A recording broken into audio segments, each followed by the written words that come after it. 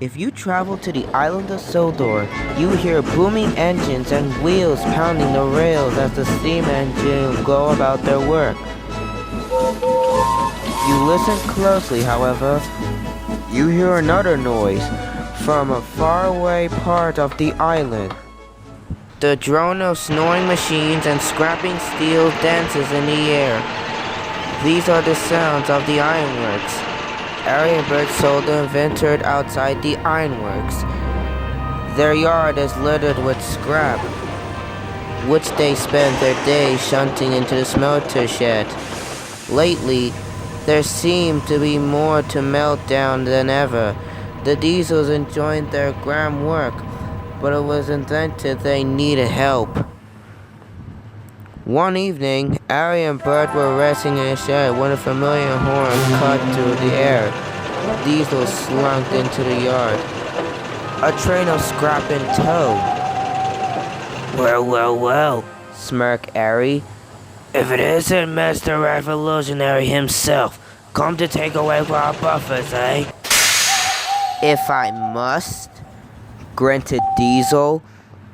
Through I should be out taking work from those rotten steam engines on the main line, not tuckered away here.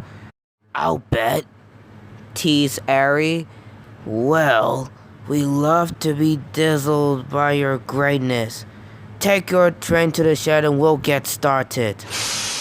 Mind yourself around here, Bert mumbled. Strange going on lately. Bert was trying to be helpful, but he made the mistake of giving Diesel an edge. Later, Bert was moving trucks into the smelter shed. Fog had descended on the yard, and he had to move slowly. Suddenly, there was a bump, and a line of trucks went rolling past him with no engine. Boom! Are you quite done? Snapped Bert. Diesel was taking it back. You meant to be helping us. Don't know why you bothered to come. Her and I can't do this ourselves. Diesel fueled off without a word. Can't rely on tricks. I need a new way to scare them, he thought. The echoes of the smelting shed faded as Diesel ran further into the sidings. The night wind blew through the frames of old cars and engines, which sat languishing under years of rust. Filled, murmured Diesel. Though perhaps they have some use now. Now, which one to scare them with?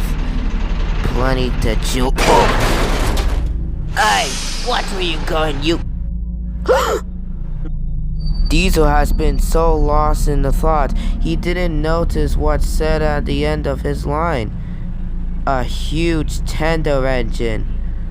The slate of the engine's deckway hit him all at once. Its side rods had been ripped off. Third Smokebox Door was missing. It seems to be staring at him. Silly me, chuckled Diesel. Getting spooked by this wreck. And that's what have hit him. Spooked! Yes! It's perfect! This get them. Slowly, Diesel pushed the hulking mass out of the siding. It cratered and rocked along the rails, as if it might collapse at a moment's notice. Diesel didn't care. He was eager to spook the twins. Let's see them keep their nerves when this comes creeping up behind them. It's a good trick that a centrally would give the great scared if only it had worked. Diesel slowed down, but the engine didn't. Its old coupling snapped, and if any brakes had once were long since disintegrated. Diesel watched in horror. It shot past Arry and Bert, disappeared to the smelting shed, and crashed. It went silent, but not for long. The foreman came stomping and cursing out to the shed. "What the devil think you're playing at?" he shouted at Diesel. "I'll have a mind to drag you in there and scrap you myself with that little shunt." Diesel went pale. "You take that iron beast back where you found it this instant. And you can stay with it. Unless you plan on smarting things up." Speechless, Diesel rolled into the shed. The engine was still. In front of nurses against the buffers at the end of the line, the red glow of molten steel flashes across the old boiler. "My sleep." Diesel froze. Who's there?" "Disturb my sleep." "Very funny. You two are truly terrified," Diesel grunted. He looked back. Arry and Bert were nowhere to be seen. It was just him and the engine. With more can than he usually took, Diesel pulled the engine from the shed and set off towards the old sidings. As he pushed it back to where it came from, the fog grew thicker and brought with eerie stillness. "Sleep." The yard light began to flicker. Diesel glinted around. He thought he could see pale fireflies dancing in the night. Suddenly, the light cut out.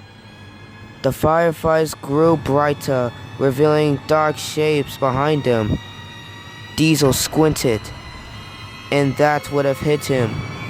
They weren't fireflies. They were eyes, peering out from the twisted reins of the engine's path. "You disturb my sleep." Diesel jumped. A face appeared at the engine where that happened one before. "Ooh!" shrieked Diesel, and he raced away as fast as he could while the engine and its spectral friend vanished into the mist. "Where have you been?" demanded Arry when Diesel returned. "Trying to leave all the work for us, eh?" I'm sorry," murmured Diesel. I'll get right to work." For the rest of the night, Diesel didn't say a word. He worked without fuss, and given the twins a run for their money. Even the foreman was impressed.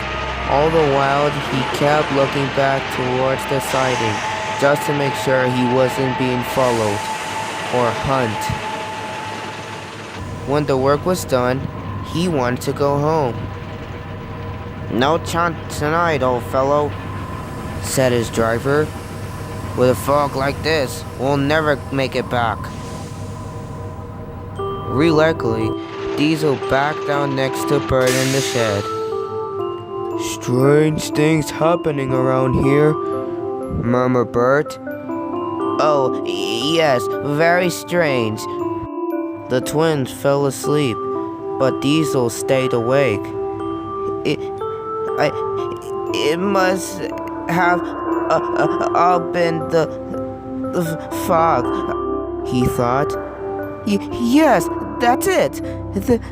That's the last time I let the Ironworks and Brazil fooled me. I'll bet it was all they're doing. Let them wait. I'll get them one of these days." With that, Diesel fell asleep. Having assured himself the old engine, its ghostly complaints were all in his mind. Or were they?